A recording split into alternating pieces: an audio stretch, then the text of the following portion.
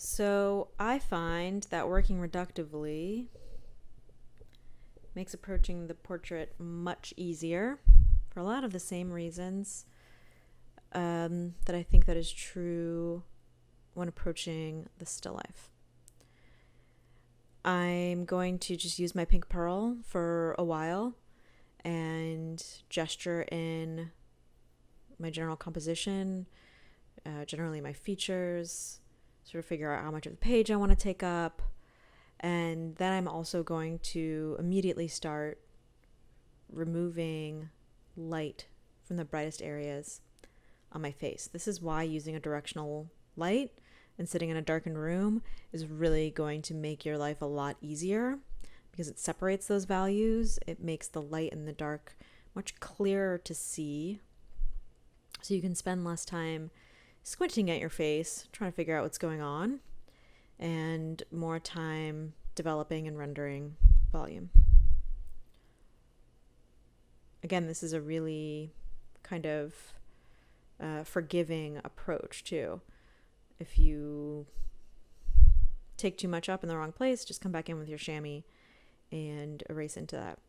Here I'm picking up my vine, and I'm going to start with the clearest angles on my face, which are angles that you can sight, and that those are that of the angle of my nose and of my eyebrow. I'm using contour lines, cross contour lines, to kind of round out the bridge of the nose. Really think about it like a shape and not an image, not a flat image. Everything is volumetric.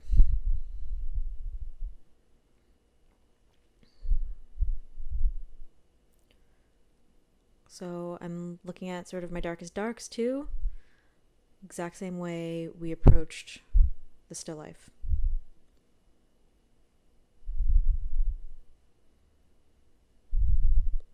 You'll notice when I first started with the eraser, I did give myself a little sort of vertical line of symmetry from the crown of the head down to the chin, and you can see a little bit of that. You can spend more time doing that across the features horizontally as well.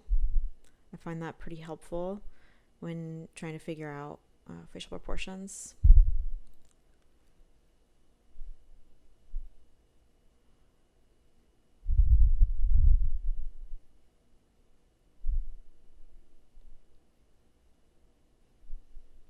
Definitely want you to include at least your neck and the top of your shoulders. Don't want any weird floating heads for these final projects.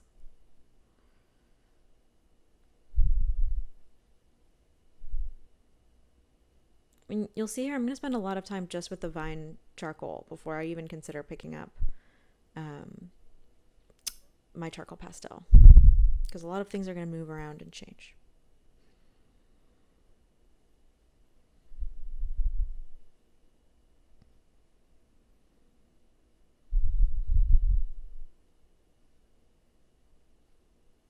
I spend a lot of time on the nose bridge between the eyebrows and between the tear ducts.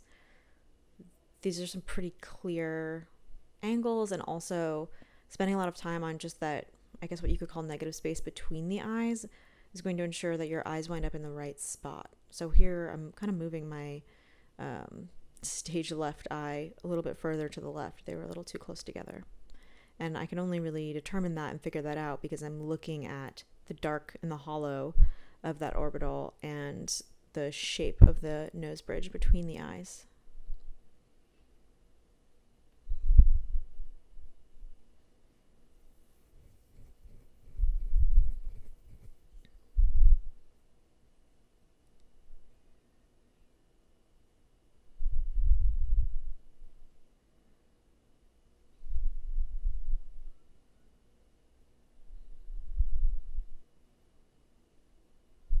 Remember that your pupil is going to be sitting exactly in the center of your iris, both of which are perfectly round.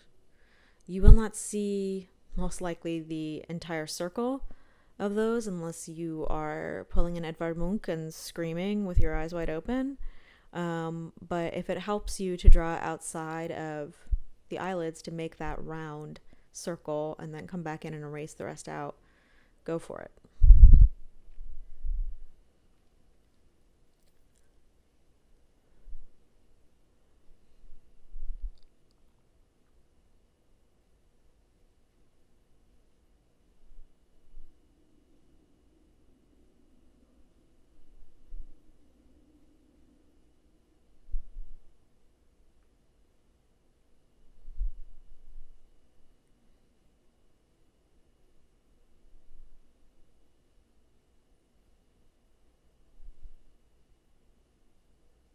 I find it easier to add small areas of light if I create a larger area of middle tone to erase into, even if I then have to go back in and erase quite a bit of that middle tone out again.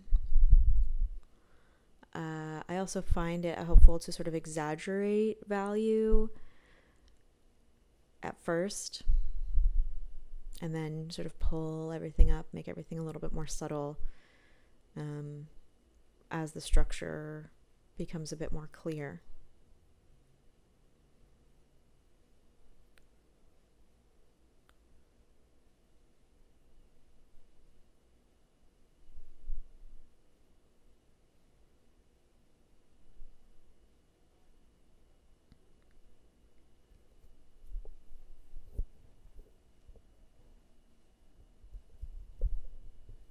You can see I did this demo before I went blonde, but that contrast and the shadow behind the edge of the face can really help. Especially, this is a good place to really look for the subtle changes of the transition between your cheekbone and your jaw and your chin.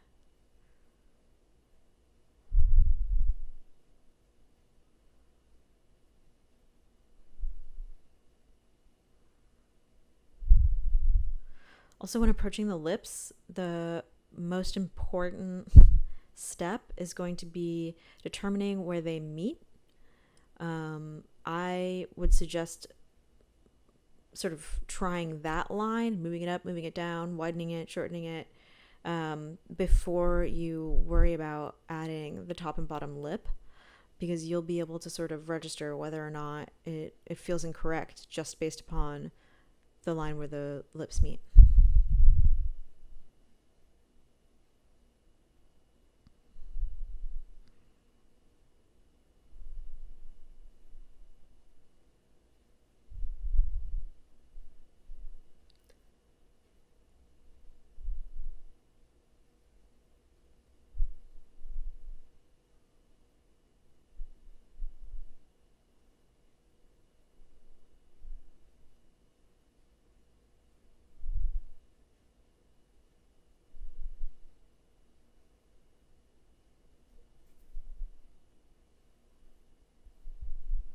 Also, take a look at the transition between the chin and the neck.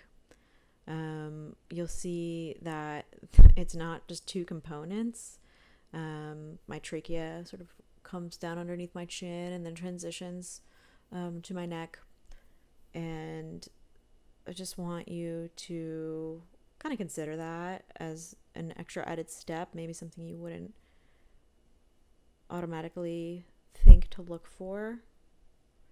I'm also using directionality in my eraser lines, just like I do when I'm looking at inanimate objects.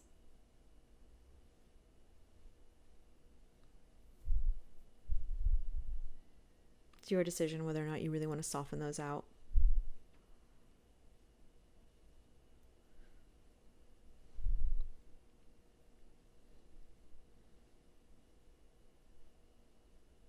Again, kind of starting with my values pretty extreme. Then I'm going to come back in and lighten those up a bit.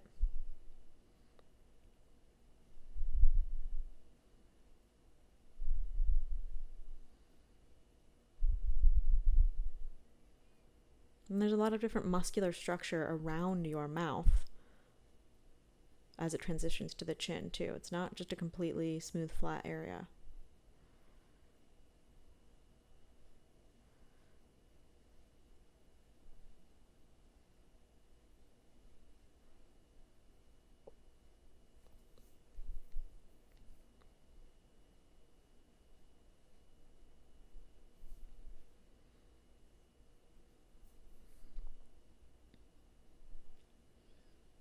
So this is a pretty quick little demo here. I would say that this is a great spot to get to in your first session. I'm then going to come back and really spend some time developing the hair, pulling up highlights, probably spending some more time on the nose there. And of course, I haven't even really touched my shirt or anything like that yet. So it's a good place to end up after your first sort of sitting.